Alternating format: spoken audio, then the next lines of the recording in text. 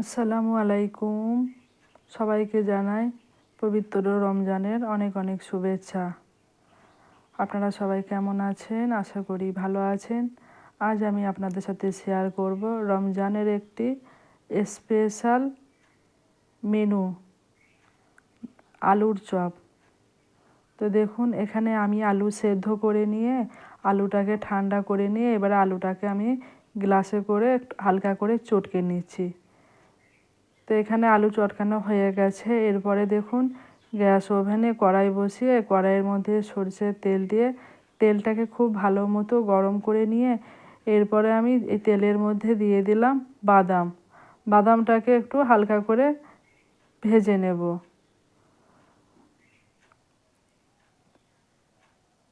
তো এখানে বাদামটা আমার ভাজা হয়ে গেছে। এরপরে বাদামটাকে আমি একটা পাত্রের মধ্যে তুলে নেব। রমজানের একটি স্পেশাল মেনু যেটাকে আমরা বলতে পারি, সেটা হচ্ছে তেলে ভাজা। তো আজকে আমি আপনাদেরকে শেয়ার করছি আলুর চপ।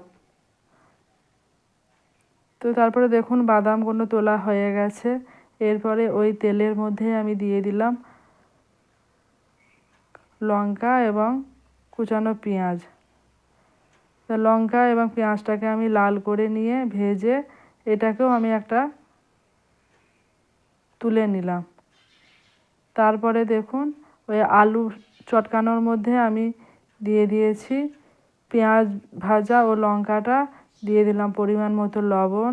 তারপরে দিয়ে দিলাম আপনার গুঁড়ো মশলা, হলুদ গুঁড়ো, একটু ভাজা জিরে গুঁড়ো, আর দিয়ে দিয়েছি একটু আদা রসুনের পেস্ট। তারপরে সমস্ত কিছুকে বেশ ভালো করে আলুর সাথে দেখুন একটু মিশিয়ে নিচ্ছি। তবে চপ তৈরির জন্য এই পুরটা যত বেশি আপনারা টেস্টি করতে পারবেন, আলুর চপটাও ততটাই টেস্টি হবে। তো সর্বপ্রথমে আমাদের খেয়াল রাখতে হবে পুরটা যেন আমরা খুব ভালো করে রেডি করতে পারি। তো তারপরে দেখুন, গরম তেলের মধ্যে আমি দিয়ে দিলাম পাঁচফোড়নটা হালকা করে ভেজে নিয়ে এর মধ্যে আমি দিয়ে দিলাম একদম আলুর সাথে মশলা মাখানো একেবারে সেদ্ধ করা আলুটা। তারপরে এর মধ্যে আমি দিয়ে দিলাম ভেজে রাখা বাদাম। তারপরে সমস্ত কিছুকে একটু বেশ খুন্তির সাহায্যে ভালো করে নাড়াচাড়া করে ভেজে নিচ্ছি। এরকম অবস্থায় গ্যাসের ফ্লেমটাকে কিন্তু মিডিয়াম থেকে লোয়ে রাখতে হবে। তারপরে দেখুন, আমি সব শেষে এর মধ্যে দিয়ে দিলাম ভাজা মশলা। তো এই ভাজা মশলা রেসিপিটা আপনারা এর আগের ভিডিওতে আমার দেওয়া আছে, দেখে নেবেন। তারপরে দিয়ে দিলাম কুচানো ধনেপাতা। তো এখানে দেখতেই পাচ্ছেন পুরটা আমার কি সুন্দরভাবে রেডি হয়ে গেছে। তো পুর যত টেস্টি করে বানাতে পারবেন, চপও ঠিক সেরকমভাবে টেস্টি হবে। তো এখানে আপনাদের দেখায় পুর আমার রেডি হয়ে গেছে। তো এদিকে আমি একটা পাত্রের মধ্যে নিয়ে নিয়েছি বেসন। পরিমাণ মতো বেসন নিয়ে এবার বেসনের মধ্যে আমি দিয়ে দিলাম স্বাদ মতো লবণ, দিয়ে দিয়েছি হলুদ গুঁড়ো। তারপরে সমস্ত কিছুকে বেশ ভালো করে বেসনের সাথে একটু মিশিয়ে নিলাম শুকনো অবস্থায়। তারপরে অল্প অল্প করে পানি দিয়ে বেসনের ব্যাটারটাকে আমি রেডি করে নেব। একেবারে বেশি পানি দিতে যাবেন না, অল্প অল্প করে পানি দিয়ে ব্যাটারটাকে রেডি করে নেবেন। তবে ব্যাটারটা কিন্তু খুব একটা পাতলা বা খুব কিন্তু গাঢ়ও হবে না। তারপরে বেসনটাকে আমি খুব ভালো করে ফেটে নিচ্ছি। বেসন যত ভালো করে ফাটা হবে, চপও কিন্তু তত বেশি মুচমুচে ও ফুলকো ফুলকো হবে। তো এখানে দেখুন, ভালো করে আমি বেসনটাকে বারে বারে ফেটে নিচ্ছি। তো বেসনটা আমার রেডি হয়ে গেছে। ঠিক এইরকমভাবেই রেডি করে নেবেন।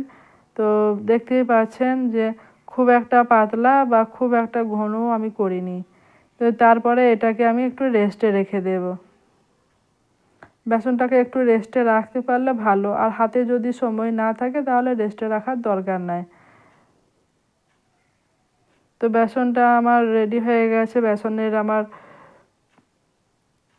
ব্যাটারটা। তো এদিকে দেখুন, এরপর আমি হাতের মধ্যে আমি অল্প অল্প করে আলুর পুরটা নিয়ে ঠিক এরকম চপের আকারে গোল গোল শেপ দিয়ে নিচ্ছি।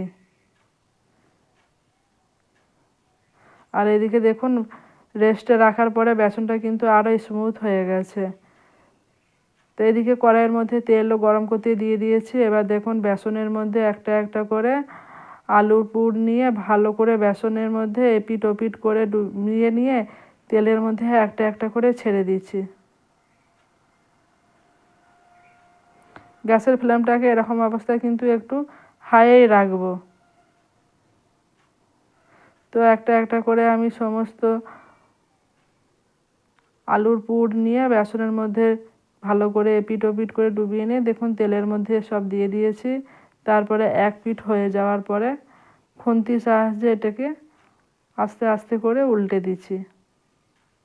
আজকের এই ভিডিওটা আপনাদের কেমন লাগলো অবশ্যই জানাবেন। নতুন হয়ে থাকলে চ্যানেলটাকে সাবস্ক্রাইব করে পাশে থাকবেন। ভিডিওটাকে বেশি বেশি করে শেয়ার করে দেবেন। এরকম নিত্য নতুন ভিডিও পেতে অবশ্যই আমার চ্যানেলটাকে সাবস্ক্রাইব করে পাশে থাকবেন। তো দেখুন চপগুলো আমি কিন্তু এপিট ওপিট করে বেশ লাল করে ভেজে নিয়েছি। এরপরে একটা ছান্তার সাহায্যে এগুলোকে ভালো করে তেল ঝরিয়ে নিয়ে তুলে নেব।